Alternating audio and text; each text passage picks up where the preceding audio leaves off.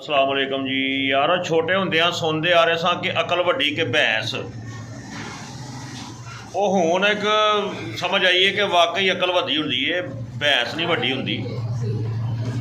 एक चौलों का गोदाम ਹੁੰਦਾ ना, तो वो सड़क के उत्ते गोदाम है, तो जनाब उन्हें 3 मुंशी रखे ने उस बंदे ने।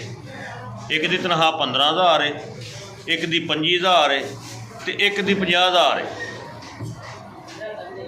ਉਹ ਸਾਹਮਣੇ ਨਾ ਇੱਕ ਟਰੱਕ ਆ ਕੇ ਪੈਂਚਰ ਹੋ ਜਾਂਦਾ ਤੇ ਹੁਣ ਨਾ ਉਹਦਾ ਇੱਕ ਦੋਸਤ ਆਉਂਦਾ ਹੈ ਤੇ ਆ ਕੇ ਉਹਨੂੰ ਪੁੱਛਦਾ, ਯਾਰ ਇੱਕ ਗੱਲ ਦੀ ਸਮਝ ਨਹੀਂ ਆਈ ਚੌਰੀ, ਤੂੰ 3 ਮੁੰਸ਼ੀ ਰੱਖੇ ਨੇ, ਇੱਕ ਦੀ ਤਨਖਾਹ 15 ਹੈ, ਇੱਕ ਦੀ 25 ਹੈ, ਇੱਕ ਦੀ 50 ਹੈ ਤਿੰਨੇ ਮੁੰਸ਼ੀ ਨੇ। ਉਹਨੇ ਕਿਹਾ ਅੱਛਾ ਤੈਨੂੰ ਫਰਕ ਦੱਸਣਾ ਵਾ। ਉਹ ਜਨਾਬ ਉਹ 15,000 ਵਾਲੇ ਮੁੰਸ਼ੀ ਨੂੰ ਬੁਲਾਉਂਦਾ, ਉਹਨੂੰ ਕਹਿੰਦਾ ਉਰੇ ਆ ਭਾਈ। ਉਹ ਸਾਹਮਣੇ ਵੇਖ ਕੇ ਆ ਕੀ ਹੋਇਆ, ਉਹ ਜਾਂਦਾ ਸੜਕ ਪਾਰ ਕਰਕੇ ਵੇਖ ਕੇ ਤੇ ਆ ਜਾਂਦਾ, ਉਹਨੂੰ ਆ ਕੇ ਕਹਿੰਦਾ ਚੋਈ ਸਾਹਿਬ ਉਹ ਸਾਹਮਣੇ ਨਾ ਇੱਕ ਟਰੱਕ ਪੈਂਚਰ ਹੋਇਆ ਤੇ ਉਹਦਾ ਪੈਂਚਰ ਲਾਣ ਡੇ। ਉਹਨੇ ਕਿਹਾ ਅੱਛਾ।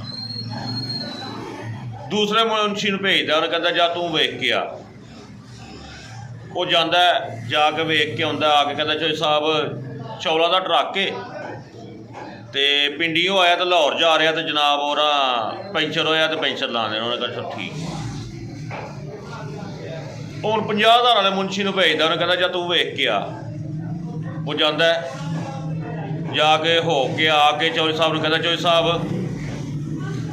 ਸੁਪਰ ਦੇ ਚੌਲ ਨੇ ਜਨਾਬ ਬਿਹਤਰੀਨ, ਪਿੰਡੀਓਂ ਟਰੱਕ ਆਇਆ ਤੇ ਲਾਹੌਰ ਫਲਾਣੇ ਬੰਦੇ ਦੇ ਕੋਲ ਲੈ ਕੇ ਚੱਲੇ ਨੇ, ਤੇ ਮੈਂ ਉਹਨਾਂ ਨੂੰ ਕਿਹਾ, ਮੈਂ ਕਿਹਾ ਇਹ ਰੇਟ ਲਾਉਣਾ ਜੇ ਤੇ ਟਰੱਕ ਲੈ ਆਵੋ।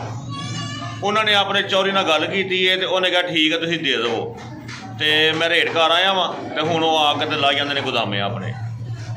ਉਹਨੇ ਕਿਹਾ ਚੱਲ ਚੰਗਾ ਕੀਤਾ ਜੀ। ਉਹ ਆਪਣੇ ਯਾਰ ਨੂੰ ਕਹਿਣ ਲੱਗਾ ਕਿ ਇਹ ਫਰਕ ਹੀ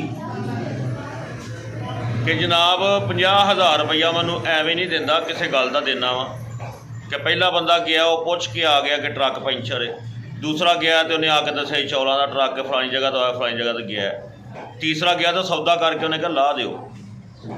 ਤੇ ਇਸ ਤਰ੍ਹਾਂ ਹੀ ਹੁੰਦਾ ਇਨਸਾਨਾਂ 'ਚ ਵੀ ਫਰਕ, ਆਪਣੇ ਆਪਣੇ ਜ਼ਿਹਨ ਦੀ ਕਪੈਸਿਟੀ ਹੁੰਦੀ ਹੈ ਕਿ ਕਿੰਨੀ ਹੈ, ਉਹ ਕਿੰਨੇ ਕੁ ਜੋਗਾ ਹੈ ਵੇ ਕਿ ਨਹੀਂ ਹੈ। ਤੇ ਕੁਛ ਲੋਕ ਸਾਨੂੰ ਵੀ ਤਨਕੀਦ ਕਰਦੇ ਨੇ ਕਿ ਜਨਾਬ ਉਹ ਤੁਸੀਂ ਵੀਡੀਓ 'ਤੇ ਬੜਾ ਛਾਏ ਹੋ, ਤੁਸੀਂ ਫੇਸਬੁੱਕ 'ਤੇ ਬੜਾ ਛਾਏ ਹੋ, ਯੂਟਿਊਬ 'ਤੇ ਛਾਏ ਹੋ, ਸਾਡੀਆਂ ਨਹੀਂ ਵਾਇਰਲ ਹੁੰਦੀਆਂ।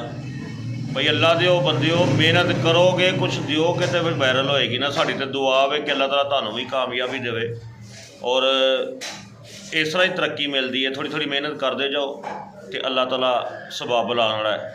ਬਾਕੀ ਅੱਲਾ ਖੈਰ ਕਰੇ।